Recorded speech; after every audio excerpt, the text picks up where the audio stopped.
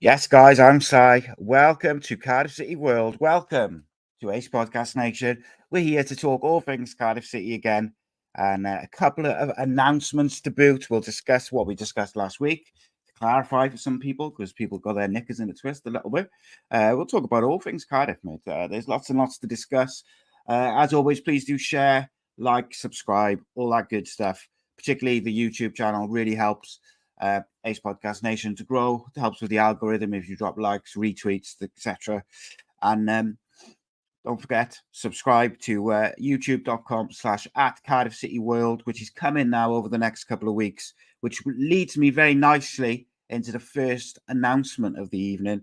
I'm delighted to say that the Cardiff City phone-in, which has been going 20 years now with Steve and the gang, will now be live streamed on Cardiff City World on a Monday night at 6 p.m. Delighted to welcome them on board as we make Cardiff City World the ultimate fan channel, which is going to be full of fan opinions from all across Cardiff, the Valleys, and the rest of the place. They'll still be streaming on their Facebook page as well. But from a YouTube point of view, it will go to Cardiff City World, which I'm delighted to say. We're delighted to have them on board. In conversations with a few other Cardiff City fans for a range of content, with the idea being that Cardiff City World will have Cardiff City content every single day. Monday is taken care of with the Cardiff City phone-in. We will then hopefully, we'll have previews from myself. We'll have match reactions, hoping to get some vlogs on there, hoping to get analysis on there, all sorts of different things, obviously interviews with ex-players, etc., etc. So if you would like to contribute to the Cardiff City fan channel, then get in touch with us. Cardiff City World, as I say, the Cardiff City phone-in from not this Monday, but the Monday after will officially be part of Cardiff City World. They will be streaming live on Cardiff City World on a Monday night in their usual slot with the usual range of faces. I'll be on that show as well. So please do join us, spread the word. If you want to contribute, get in touch. There's a whole host of different things that we're looking for. We need to get vlogs. We need to get some fan reactions, match reactions. If you've got an idea for like short form video content between 10 and 20 minutes or whatever, or even shorter, that you think you can do for Cardiff City World regarding Cardiff City, get in touch. Let's make it happen, because I want voices from all across the Cardiff City fan base. It's not like just people I know. I want people who I don't know. I want males. I want females. I want two-spirit penguins, whatever you want to call them. I don't know. I want everyone. I want literally everyone from everywhere. The Valleys, Philly, Barry, wherever. So get involved, have a voice, have your say on the Cardiff City World. That's the first announcement, and I'm delighted by it. I got to say, Cardiff City phone-in, part of Cardiff City World straight in. We'll get to the other announcement in a minute, which is regarding an upcoming live event. Obviously, members of Ace Podcast Nation will already know that because they've been getting their tickets from about 11 o'clock this morning. Because if you're a member of Ace Podcast Nation, patreon.com/Ace Podcast Nation, for a price of a bag of chips per month, you not only keep the channel going, you not only get exclusive shows, content, etc., but you also get 24 hours early access to all tickets from live events. So I wanted to clarify some stuff, because people got really, really overexcited. They got their knickers in a twist last week when I discussed some information that I was given. I was very clear. I'm not like an in-the-know guy. I hate it. I hate the ITK thing. And actually this week, there was a guy on, I don't know, Twitter, whatever you call it now, saying how the manager was going to get sacked. And I quote tweeted it and was like, going to absolutely put him to bed, because I knew what he was saying was bullshit. But I just can't be, I don't do Twitter arguments. So basically what I said last week was that I'd been told that all was not well in the dressing room. There was arguments between the players and manager. There was disagreements. But this isn't also new news. We already knew that Robinson had fallen out with the manager earlier in the season. And we also know that at football training grounds and football clubs and football at all levels, there is arguments and disagreements every single week. However, my point being, and what I was trying to clarify last week, is that if these arguments are spilling out into the next session or the next things, it's going to be very difficult then to have the right mentality, the right togetherness in the games. And I think we saw that in the Plymouth game. You look at the first half, we looked all right. We looked pretty good. Wouldn't say we looked amazing. Mistake, causes the goal. And then second half, they fall to pieces. That's not a team that is fully together. That's a team that's tired.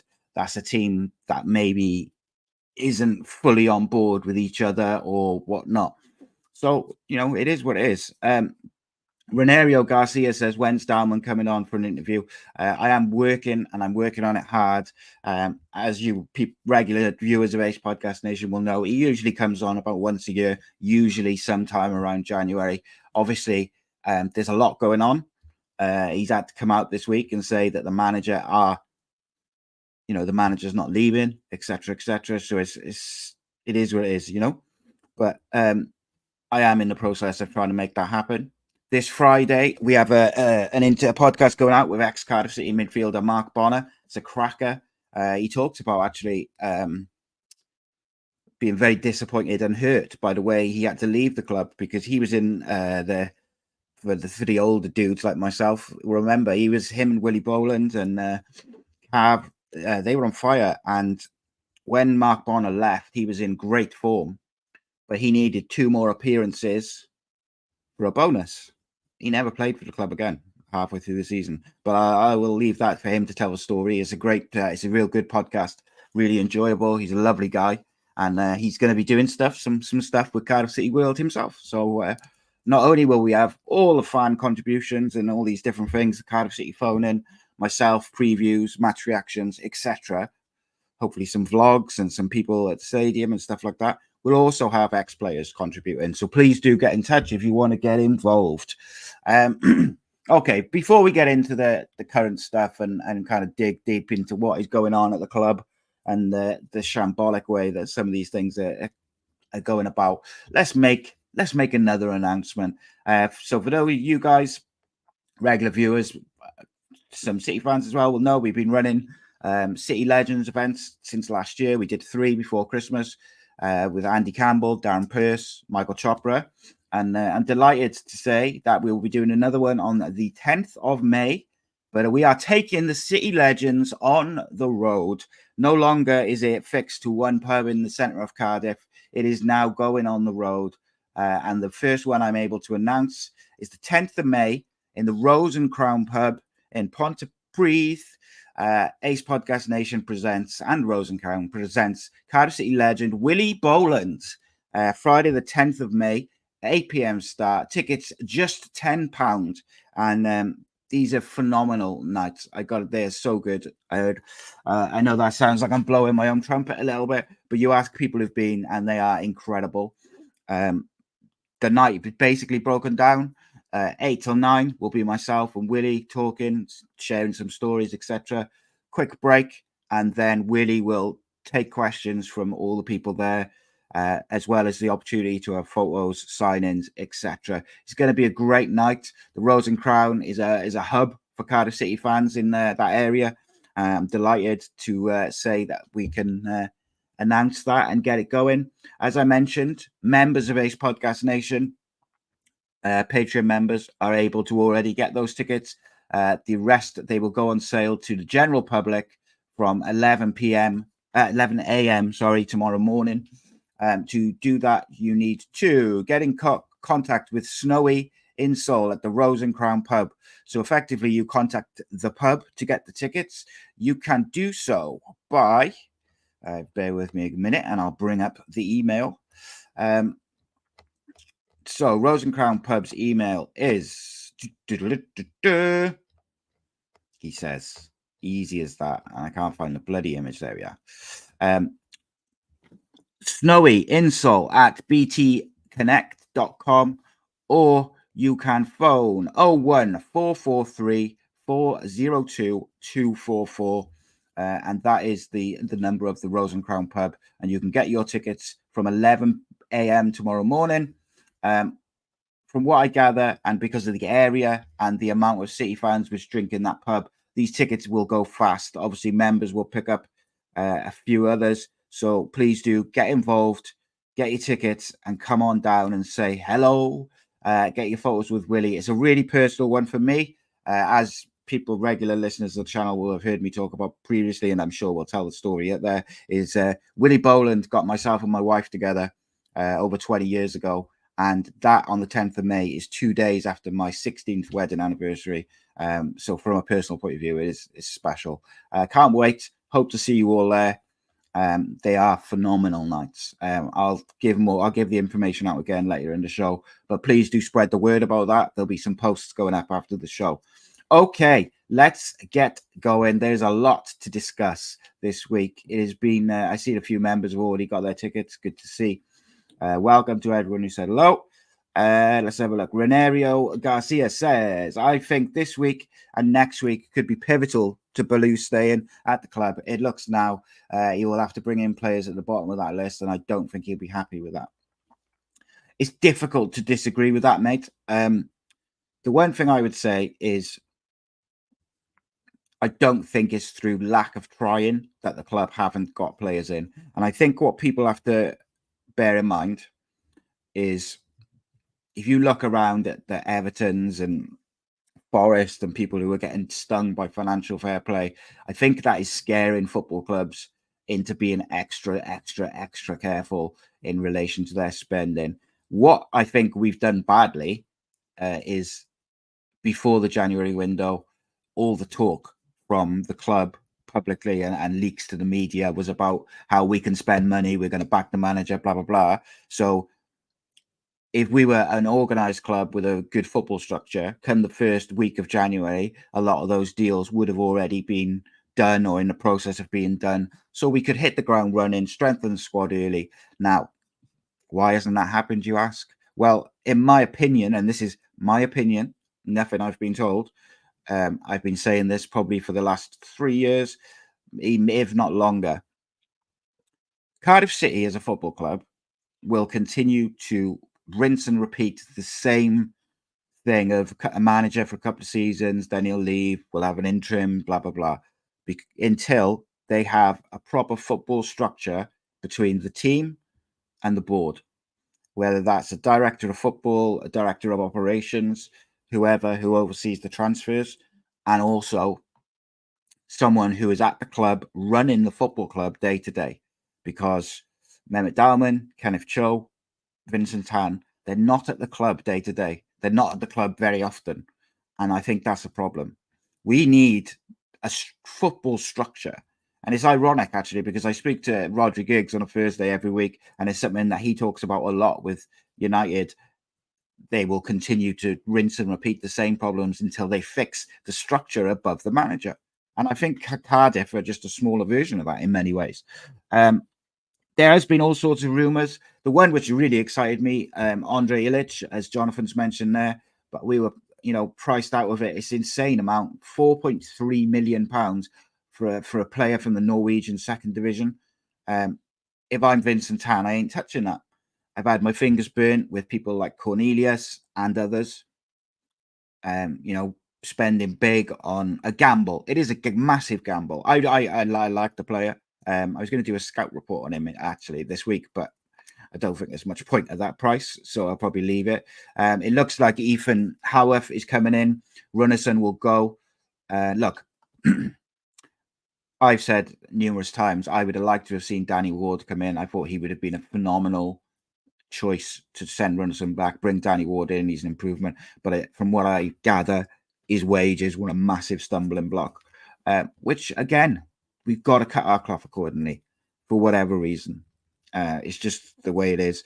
And unfortunately for this manager, who I think this manager is the future of Cardiff City, I believe that if we can keep Bulut for 3 to 5 years, he will restore the club to where it should be.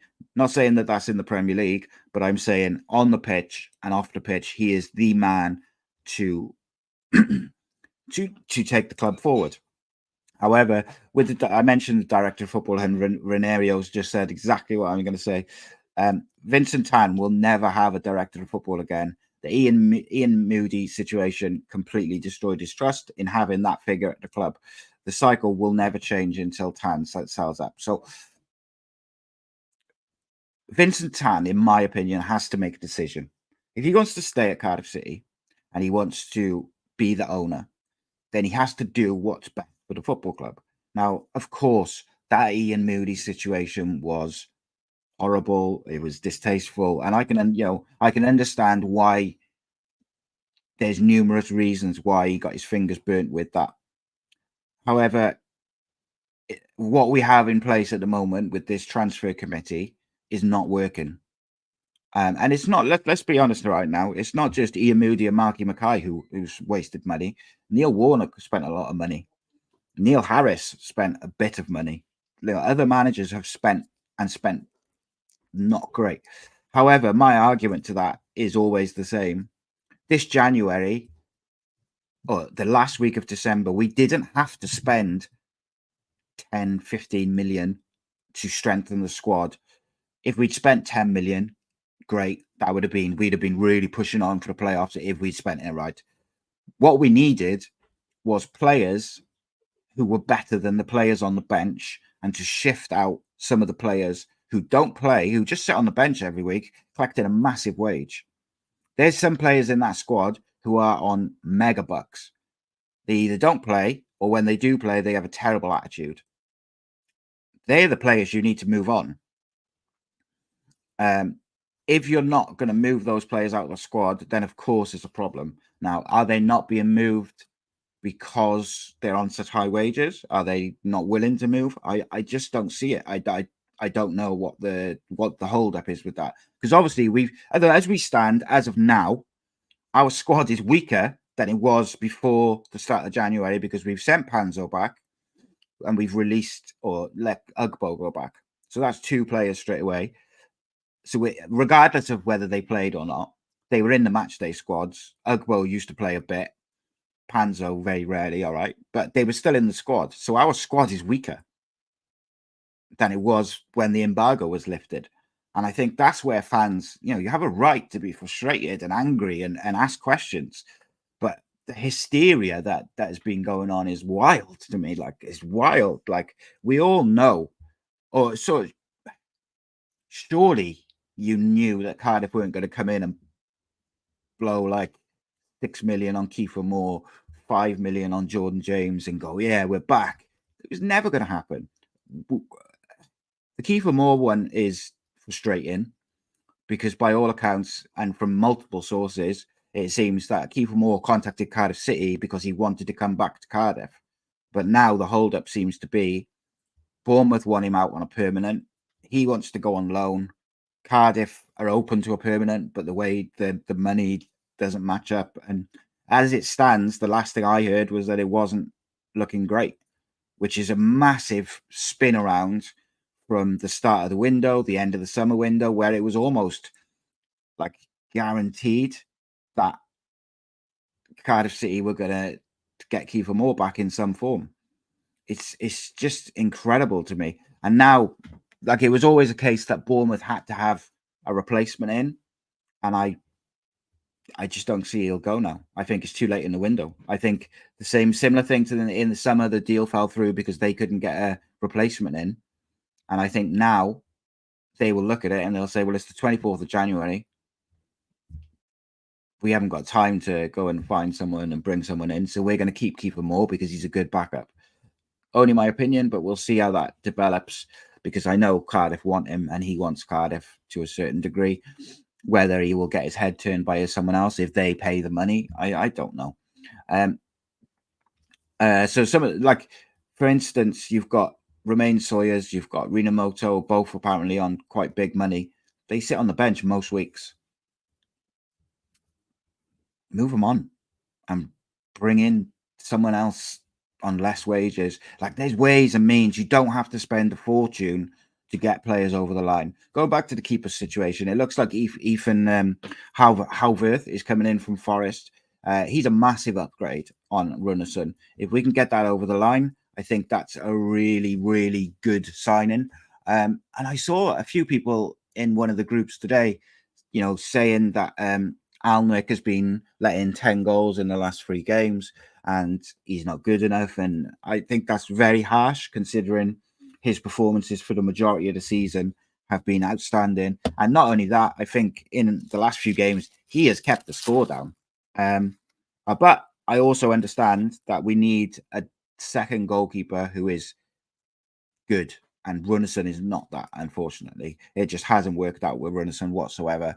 And I think we need another keeper. So I understand that. However, if Cardiff are on a very limited budget and very limited to who we can bring in and out and stuff, is signing a keeper the most essential signing we need? I would argue not, because you have Alnwick, who I think has had a good season, and you've got Runnison there plus a young keeper.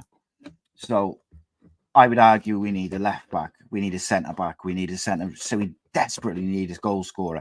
We desperately need an aggressive central midfielder who can pass the football. Like, there's so many different things that we need to sort, which we seem to be taking.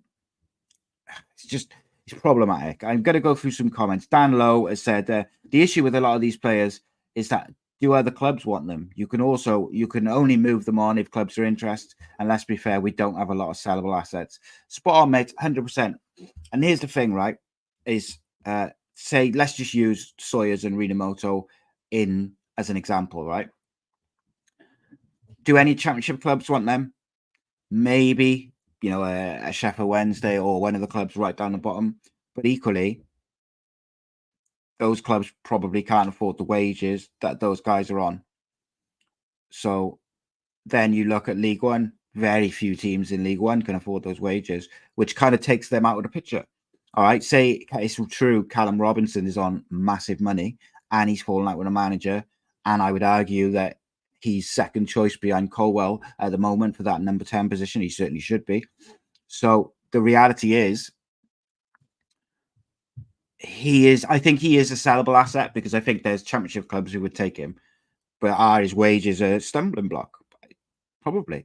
If you're being genuinely realistic and you look at our squad, if you're a lower Premier League team or a top championship team, who would you genuinely look at and go, I'll have him, if you could just take a pick from the squad? I would say Perry Ng, who I think has looked a little bit tired because he's played so much. And McGuinness, because of his age and his profile. He's that exact player that teams like. He can defend, he's physical, but he can also pass the football. So he's very much a modern day midfielder. Modern day defender. But I think those two are really the only genuinely sellable assets. I want to talk about the Plymouth game in a bit more detail in a minute. Let's just go to a couple of the comments. So we've got Renario says, we need a couple of midfielders who can dictate the pace of the game and doesn't treat the ball like a hot potato. We haven't rectified this problem for at least 10 years. Yeah, 100%. And I think a lot of fans got, I don't know whether it's confusion or they misjudged. But when Psyopis came, I think a lot of people thought he was that guy. But Psyopis is your busy, aggressive midfielder, who's going to win the ball, is very good at keeping the ball moving, and does have an exceptional cross-field diagonal ball in him. But he's not a guy who's going to dictate play. He's not a guy who's going to play through the lines to your number 10 or your wingers and play through a press, or certainly not alone. Like, one of the problems he's got is, as soon as you take Joe Rawls out of the side, we haven't got anybody who can progress the ball to the wingers or the number 10. And I think that's a massive issue. We needed someone who's aggressive, energetic, but also is a good footballer, good technical footballer, who could play through the lines, etc., progress the play, dictate the play, to play alongside Psyopis. In my opinion, as I said many times, if there was one player I could have signed for the midfield option, if money wasn't so much of an option, it was Jordan James. So I thought he was the perfect mix to play alongside Psyopis. Obviously, that was a bit of a dream. And we just have to accept that. I think, look, I'm fully behind the manager. I think the manager is the right guy. If you can take him forward and you can keep him and you can keep building behind the scenes to put things in place that he wants, let him build his squad, I think he's the right guy. However, he also has to take responsibility. He's not beyond criticism. Now, just because you criticise some of the decisions he makes, that doesn't mean you're saying, I want the manager out, he's shit, blah, blah, blah. Like, no one's above criticism. And I think that some of his decisions have contributed to Cardiff's. When our form has dropped, there's been a couple of consistent tactical decisions made by the manager, which have caused that drop or certainly contributed to it. So before Christmas and more recently, he reverted to that flatter 4-3-3 and he played Rawls, Wintle and Siopis together. That absolutely killed any creativity we had. Any sort of attacking threat we had went with that as soon as those three players were on the pitch. I know he tried Wintle as like a number 10. Wintle's not a number 10. Ultimately, we need a combination of Wintle and Rawls into one player. We don't have that in the squad at the moment. The other decision which was really frustrating to me is that every time Ruben Corwell played really well, he would be rotated the next game for Robinson, or whoever. That is incredibly frustrating to me because I felt like Ruben Corwell has shown in his cameos and certain things that he's got something. He's the only one who looks like creating anything. I also think the refusal to play Callum Robinson or Grant as an out-and-out number 9 with a number 10 behind him has been infuriating because I think there's been a few home games particularly where we could have got at teams.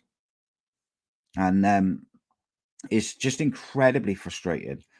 Just before I go to the Plymouth game, let's have a look. Dan Lowe says the only players in our squad are Corwell, NG, and McGuinness, who is likely worth anything, really. Yeah, I agree with that. Jonathan says the wages are why Vontae Campbell refuses to leave. He's on more than Perry NG. But this is why this club is so shambolic. How can Vontae Campbell be on more than Perry NG? Like, Perry NG is the best player in the squad, the most consistent in every single way. But it's incredible. Aaron Ramsey is the one we wanted to dictate play. Yeah, you say that though, Jonathan. Aaron Ramsey isn't necessarily that guy in that system.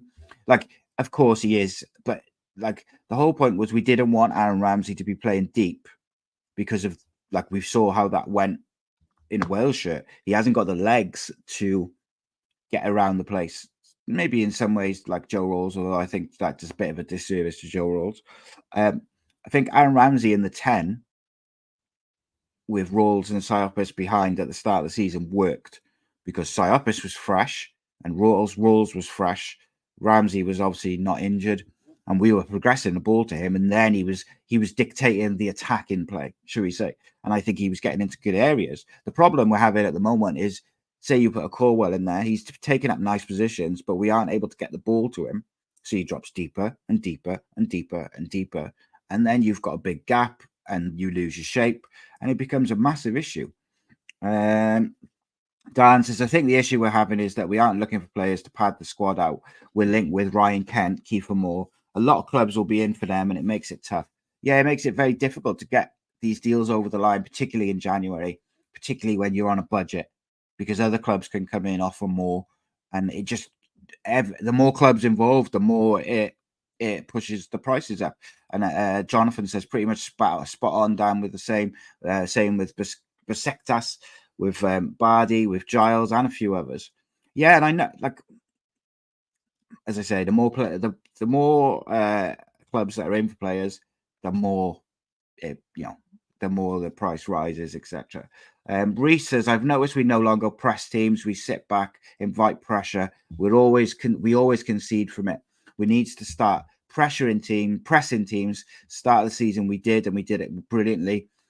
I agree with that, Reese. And you'll have seen my previews and stuff like that.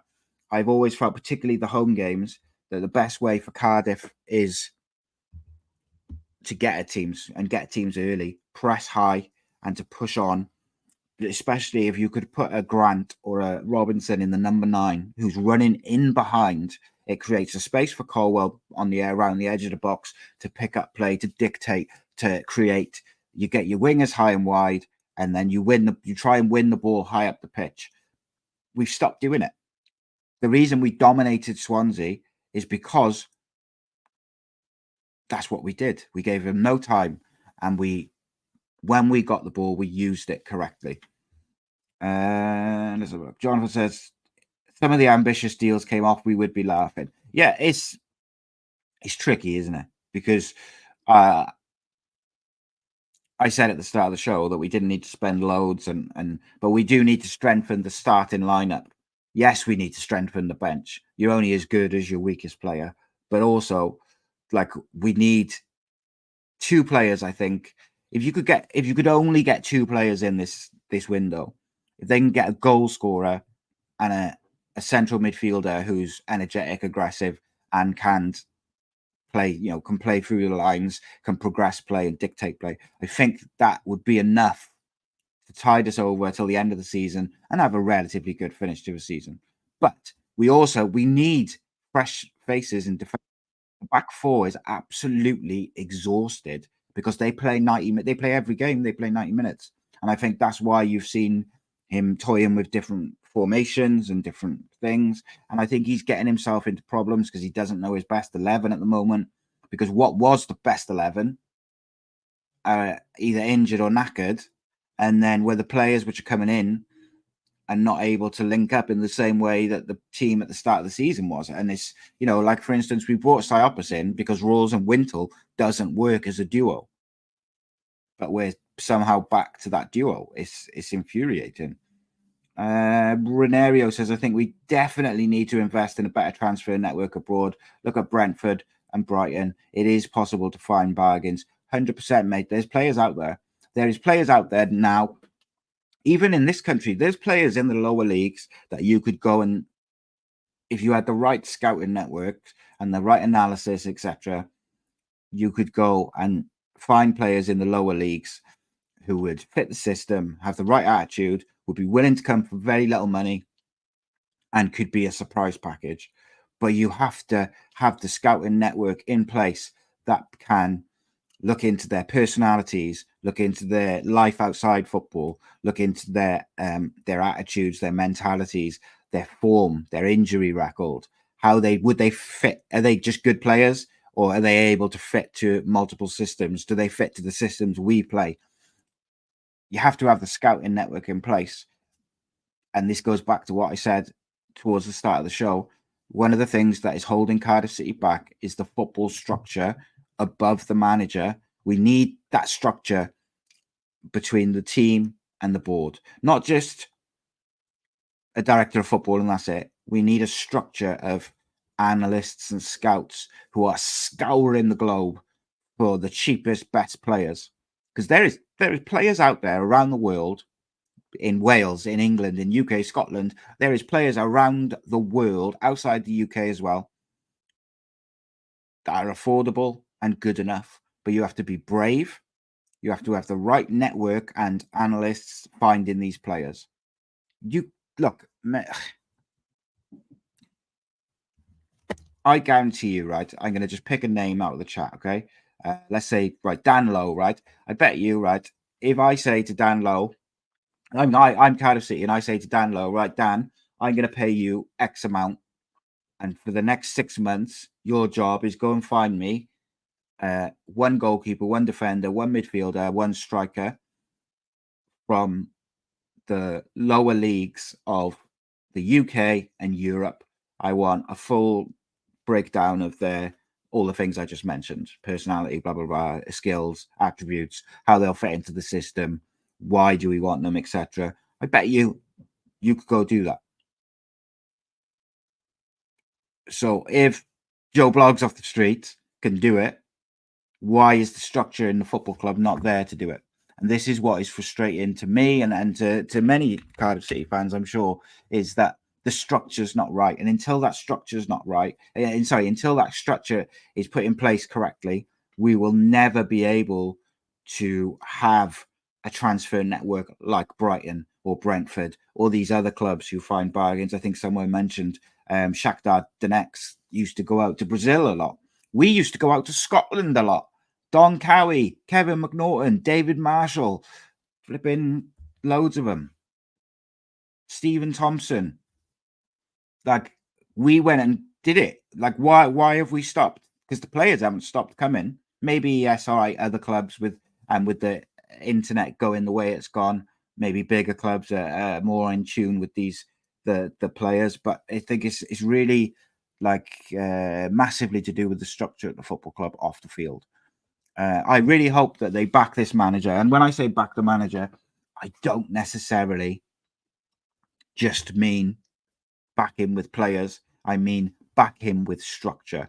And Jonathan, you just took the words out of my mouth. When I say back him with structure, I say let him bring in or let him have a say in the type of structure he wants, scouts, analysts, etc. And I think we did just bring in a Turkish scout. So hopefully that's a sign that they are backing him off the field. And Ross McCormack, Peter Whittingham, the list is endless of players that you can pick, that we've picked up. We used to pick up cheap. Obviously, we signed this Japanese defender, Tsunoda, I can butcher his name, Tsunoda, who's gone immediately out on loan to the Belgian side. Look, that's not the worst idea. Like, I don't mind that at all. Obviously, he'll need a work permit and stuff like that. He was called up into the Japan squad fairly recently as well. So there's obviously something about him. He could play left back. He could play in the centre of defence. But he needs a work permit and probably needs a bit more, get him out there, get him playing, and then get him back when he's got his work permit. That's what I say. Roger Johnson, another one. Yeah, like all these people, all these guys. I thought he was Turkish, Jonathan. I might have been wrong. I'm sure I read he was Turkish, but it could be wrong, mate. And you've got to allow for inflation with those prices of those players. But what I'm getting at is not necessarily not even the prices. It was that we had a scouting network that was able to find players around, whether it was in the UK, whether it was abroad. We had a scouting network. We had the systems in place above the manager, the structure in place above the manager to actually find players. Because you can't tell me that there's not players in the Scottish League or the lower, in League One, League Two, even the non-league, if you want to take a gamble, that could progress and become top professional footballers. We've seen it with the likes of Vardy and several other, Chris Smalling, several others. Like, there's players there if you're looking in the right places. And maybe we're looking in some aspects, maybe we're aiming too high. I don't know. If we haven't got the money to compete with other clubs for these players, then maybe we should be looking at more realistic options. He's Ukrainian, is he, right? Oh, that's fair enough. I'd like to say I wasn't sure. Football with Brownie says, we can't get a visa for this Japanese player. We may as well bring back the painter and decorator. Yeah, I mean, I don't know what the plan is, mate. We can only go on what they're putting out in public, I guess. But on paper, like, it could potentially be a future, a good future signing. Whether that will kind of come to fruition, well, I guess we'll see, won't we, mate? It's one of those things, I guess. Jonathan says we need more players like Sarpis that pay to join us. Yeah, at the end of the day, I think people underestimate if you've got players that want to be there, want to play for you, want to play for Cardiff City, or at the very least, they want to play for the manager. Now, if you can get those players in, that's massive, because players who want to be here, players who want to come for the manager, want to be at the football club, they'll run through a brick wall for him. The players who are throwing their toys out of the pram because they're not playing, or they're sat on the bench, or whatever it may be, or they don't like the manager's tactics, whatever it may be, do you know what? With the greatest of respect to them as human beings, as footballers, piss off. Because you're getting paid a handsome, pretty penny, and when you get your opportunity, your attitude stinks. And I've had enough of it. I want players who want to play for my football club, who, regardless of who the manager is, even if the manager's hurt their feelings because he dropped them or they don't like the manager's tactics. I don't care about that. What I care about is when you put a blue shirt on, you play for that shirt and you play like your life depends on it. Because even if you're one of the lower paid players in the championship, you're still getting more than most of us get in a week. So I think you can put a bit of effort in for those fans and actually do what you're supposed to do. Right, I want to talk about the Plymouth game because it was a very, I hate a cliche, as we all know, but I'm gonna roll out one of the Sky Sports and BBC's favourites. It was a game of two halves. The first half, I thought Cardiff City looked pretty solid defensively, bar the mistake. And I think they shape-wise looked pretty good. And I just generally thought it looked okay. I wouldn't say it was good. It looked okay. He changed it up a little bit. I said before the game that I was very worried about Morgan Whittaker, Gyabi in midfield, and Hardy, and they proved actually to be the players which did a lot of the damage to us. For whatever reason, whenever we go three at the back with the first team, we struggle. We are not able to produce the same quality of football. So when we played with three at the back in the EFL Cup, the football we played was sensational. Ruben Colwell was at the hub of that in the attacking midfield point of view, in that sort of number 10. And we were outstanding. We played great football. We looked solid when we were out of possession, straight into a back five with two sitting, and we looked solid and very, very much a team which would be difficult to break down. But all of a sudden, when we play it with the supposed first choice players, we all over the place. If he's going to play, just my opinion, if he's going to go with like a 3-5-2, it's very important that he gets the personnel right. Now, first and foremost, I would have Perry NG as one of the three instead of Collins. Collins looks exhausted. The back four, as generally, they just look knackered because they play every minute. And we've sent Panzo back. Colwell at one point was playing like wide, waist. That's not where he's going to do damage for you. He does his most damage playing in behind the striker. It was difficult to work out at some points where certain players were playing. Rinamoto, I didn't think did a great deal. He's one of the ones which I'm being very disappointed with.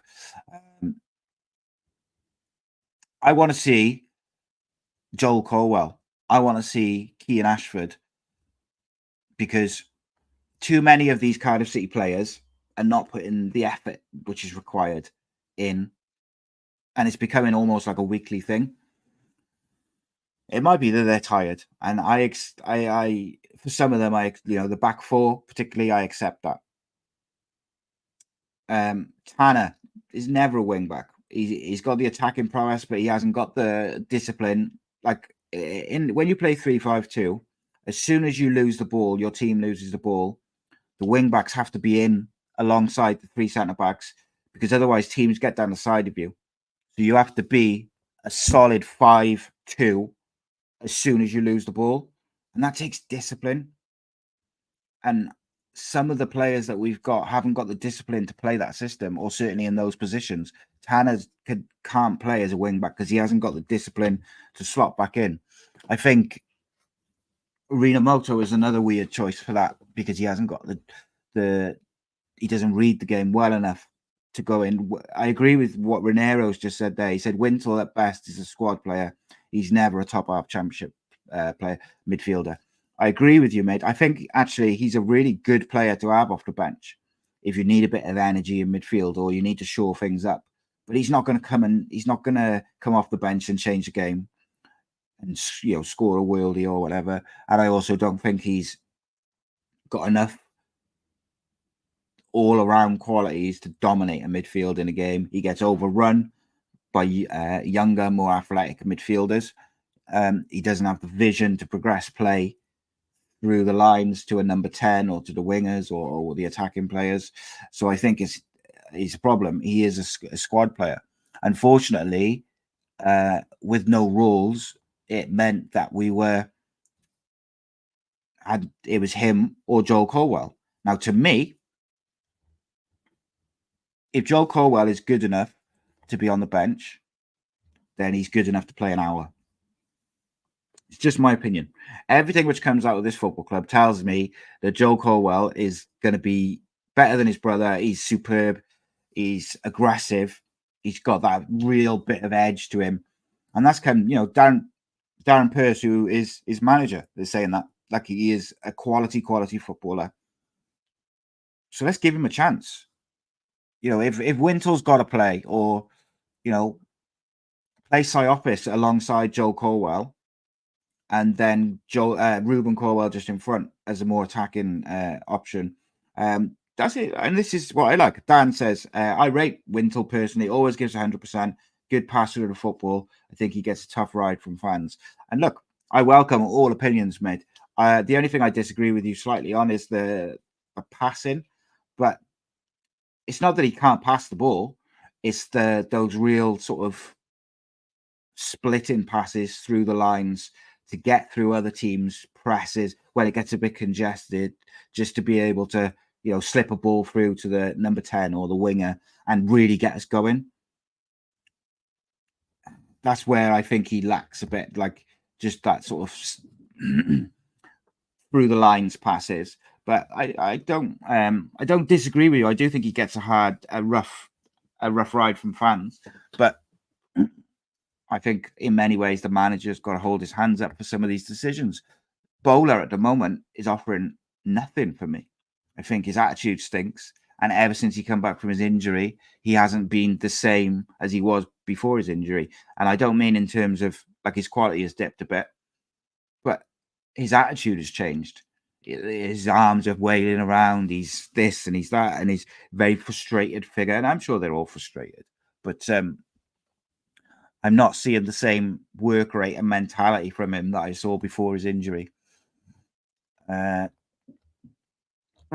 Look, I wouldn't have played that team against Plymouth. I wouldn't have played that formation against Plymouth. Plymouth, the way Plymouth set up in that 3-4-2-1, I understand why he tried to match up the three centre-backs, but Plymouth, their system is very fluid. The only people who don't really kind of move is the two central midfielders. So I felt like our normal system of a 4, or the system which has done so well for us this year, which is 4-2-3-1, would have been fine if we had the right personnel. So I would have picked, I would have gone Alnwick, I would have gone the usual back 4. With Rolls out, I would have probably gone with Siopis and Joel Colwell. Or if Siopis is struggling, he's tired, then I would have gone with Wintel. But I would have had Joel Colwell in there. I would have had Colwell Jr. alongside a more experienced midfielder, whether it be Wintel or Siopis. Then, on the left wing, not wing back, I probably would have gone with Bowler. So I know he likes to play on the right and cut in, but I'm telling him, no, you play on the left, you beat your man, and you put the ball in the box. And then on the right-hand side, I'd have said the same thing to Tanner. I'd have played Ruben Colwell at number 10, and I would have played Carden Grant as a number 9. And I would have said, when Plymouth get the ball, Colwell drops into the midfield, Colwell Senior drops into the midfield, the wingers drop in, make yourself very compact, and you make it difficult for Plymouth to play through you. But when Grant is the trigger point for the press at the right time, you can win the ball high up the field, and then you can play. If the midfield win the ball on the halfway line, Grant is in behind and you hit him on the break. Our away form earlier in the season, in my opinion, would have been perfect for the team which I just said, that 11 that I just said. Because what we did at the start of the season for so many games away from home was we kept it solid for 75 minutes, made it very compact, very difficult to break down, quiet in the crowd, bit of fresh legs, and then we would hit teams really, really fast on the break. And there you have some players who can do that damage. It's just my opinion. But we're all, we've all got opinions. We've all got different opinions. Reese says, first half of the season, the likes of McGuinness was whipping crossfield passes. Our wide men are so narrow now; they can't do that, and there's no one there to receive the ball. Yeah, when the team's confident and flying, there's options. People want the ball, and I think now there's a few players hiding behind. The wingers are narrow; they don't want the ball. They're dropping in deep and just popping off one-touch pass. No one wants to take responsibility.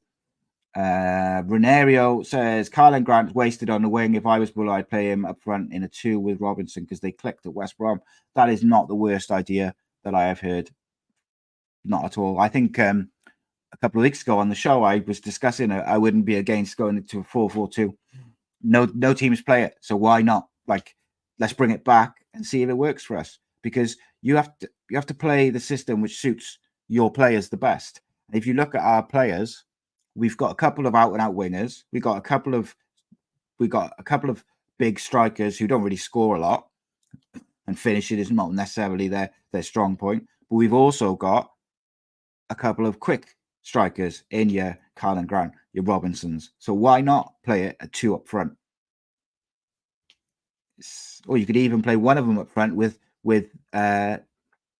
Ruben Corwell just off him, who's big and strong and creative, and see if that works. There's a lot of options. I just think the manager, is struggling with the lack of depth, and I think he's brought in those young players, and is he bringing them in just to fill the bench, or does he believe in them? And if he believes in them, then give them a chance, particularly Joel Corwell and even Keane Ashford. Keane Ashford has scored a lot of goals this season. We're not scoring goals, so play him up front with Carlin Grant. Play him up front with a Mate or whoever, and try and do it that way. Jonathan says, but bowler now and then, and the bowler that was at Blackpool, you'd think they were different players. He's a shadow of the player he was. Yeah, I thought he looked quite sharp when he first came. For whatever reason, when he's come back from that injury, doesn't look the same player. It's difficult. It's difficult. I gotta stop saying and he does it again. Dan Lowe says he's still a relatively young player, 26 years old, and I think someone like Rambo could improve Wintel's forward play a bit more, similar to Rambo being a mentor for Colwell. Yeah, and look, I think if you can train with players to the level of Ramsey every day, you're going to improve. And I don't disagree with you, mate. People forget Wintel sometimes. I think people think he's 30 and over the hill. There's something there. I wouldn't sell Ryan Wintel, but he also wouldn't necessarily be my first choice midfielder. Although, if Rose isn't there, Siopis has gone off the boil a little bit. And if you were going to give Joel Colwell a go in midfield, you need someone next to him who's played a lot of games, who can talk him through it, make sure, he's good. And I think Wintel will be great in that role. And I feel from what I've seen, and then add on to that what I've heard, Joel Colwell is exciting, and in many ways, it's a lot of pressure, by the way, because he's such a young boy. His profile as a footballer, though, the type of player he is exactly the type of footballer we need in the midfield next to Siopis. Aggressive, good at passing, progresses play, dictates play, energetic, but also very skillful, etc. I don't know. Tete's not good enough, says Renario. I think that is our best combination at the moment, unless we bring in someone else. Yeah, Tete, for me, he had a little purple patch where to me, it looked like someone had pointed out to him that his body language was terrible, and he worked a bit harder, and he scored a couple of really good finishes, which was interesting because I said at the time, he's got that in his locker. If he can sort his work rate out and his physicality and be a bit stronger, there's a player there. But he came back from injury after that little purple patch and was the same. He just falls over, doesn't work hard enough, not strong enough. If it was me, I'd send a Tete on loan to a League One club or League Two club with the agreement that he's going to play week in, week out to strengthen him, because those that little purple patch, some of those finishes to me indicate that there's a player there. There's a player there who can do something, but he's got to be physically stronger and work a bit harder. And I think a little stint in the lower leagues where it's very physical and difficult, or even the Scottish League, or just somewhere where he's going to play, but also get knocked about a bit and strengthen him, get him on the weights and whatnot. Reese says, I wonder how much of a lift it will be to the rest of the lads having Ramsey back in training. Surely that's something to use as well when convincing players to join. Say, yeah, 100%, mate, 100%. And I think, look, the danger is, and the worry is, the danger, whatever you want to say, is our form is so bad that the temptation is to throw Ramsey straight back in. And I think you've got to be so careful with him, like really, really careful with him. But the temptation is thrown back in, isn't it? If he's fit, he's fit. We play Watford 3rd of February. We'll have a preview for that on Cardiff City World, as well as the Cardiff City World podcast. But we'll also have a proper analysis and preview of that, where we look at both teams. We'll look at the best way to go. Hopefully, Cardiff will have brought in a few players to strengthen. Like, don't get me wrong, I'm excited by Joel Colwell, and I think he should have started against Plymouth. However, when I do that preview, if I'm saying to you guys, Joel Colwell should play, we got a massive problem, because that means we haven't brought anyone in. So it's going to be very concerning. Just for anyone who was late to the show, we made a couple of announcements at the start of the show. Delighted to say that the Cardiff City phone-in, which has been running for 20 years, will be live streaming on the Cardiff City World YouTube channel, as well as their Facebook page. We are going to make the Cardiff City World channel the ultimate Cardiff City fan channel. I want all you guys in the comments, all you guys who watch it afterwards, you download it.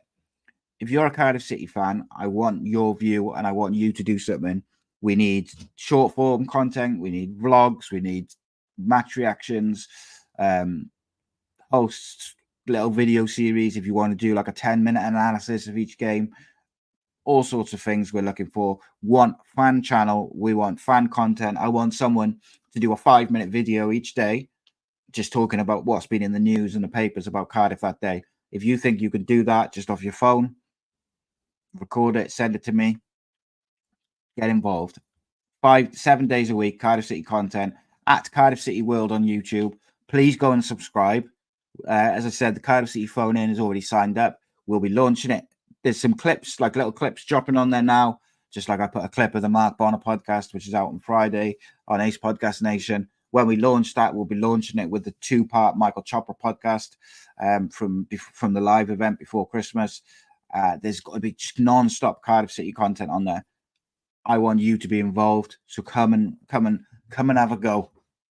Come and have your say. If you know people, want female voices as well, like anyone, and from wherever you're from, the Valleys, Cardiff, Barry, we want all the Cardiff fans to come and have their say. Get in touch, and we'll work out like what's best for you, and then we'll get it done.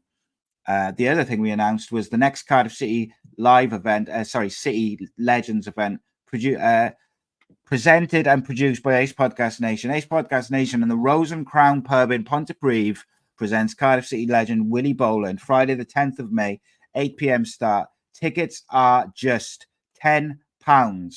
They go on sale to the general public tomorrow. You can contact the Rose and Crown on snowyinsole at btconnect.com, or you can phone the pub on 01443 402 244. Tickets go on sale to the public 11 a.m. tomorrow morning. If you're a Patreon member of Ace Podcast Nation, then you can get your tickets now. I would advise you to get your tickets fast, because where we're taking these shows on the road, and we're going to Cardiff City hubs in their local area.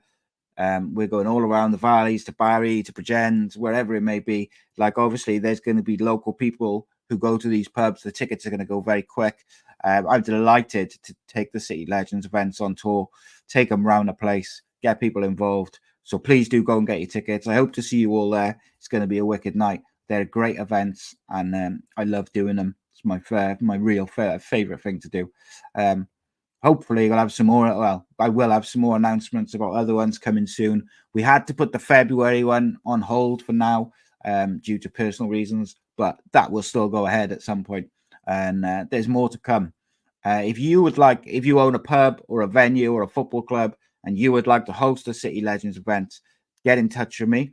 I'm still working through the list of people and venues who contacted me. And then once I've worked through that list, if there's any months left, I will then work through the list of suggested places from people. If you own a place or you know the owner and they want to do it, get in contact with me directly, whether it's through the podcast channel, through my social media, the podcast social media, we'll do it. And we'll go from there. Lastly, I want to finish on this. Bulut's contract absolutely needs sorting. Renario and Jonathan both commented on it there. He's got this weird contract where he's got a year, but they can also, I believe the club can activate a 2-year thing, which they should have done by now. Because how can you expect players to sign if they don't know if the manager's staying? So I'm not sure of the ins and outs of that contract. Maybe it's not as simple as the club activating it. I don't know. The chairman has said that he ain't going nowhere. Hopefully, when the chairman comes on, we can ask him that question and many others. Renario says Bulut's contract needs sorting first before we can commit to signings. Otherwise, it'll be back to square one in the summer. You mean Cardiff City haven't got a plan? Shocking, isn't it? Do you know, it's the same shit all the time. Jonathan says, when Bulut signed, he announced his contract was 1 year plus. So I don't think that Dalman and Tan would rush any new deal when they can just activate the +1. Yeah, that sounds about right, mate, from what I've heard. But we'll go from there. And I'll keep digging, as always, for information about different things. Hoping to have some journalists on next week to discuss the latest, obviously, with the window closing. When's transfer deadline day? Someone tell me off the top of their head, or do I need to Google it? Is it Wednesday? I think it's Wednesday, which would be nice because that's the podcast day. I think it is Wednesday, isn't it? Anyone tell me before I Google it? Transfer deadline day.